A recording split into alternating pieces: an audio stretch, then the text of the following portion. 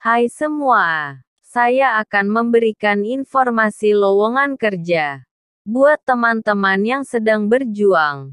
Tetap selalu berdoa, semangat berusaha dan jangan putus asa. Semoga informasi yang saya berikan dapat bermanfaat bagi kita semua.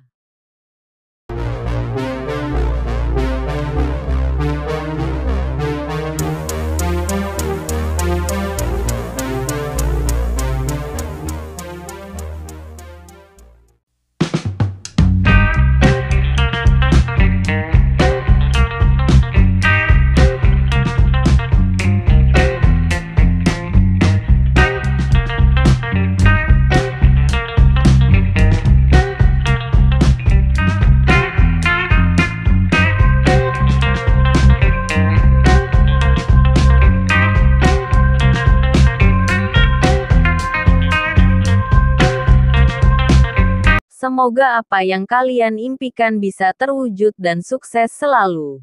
Terima kasih. Salam sukses.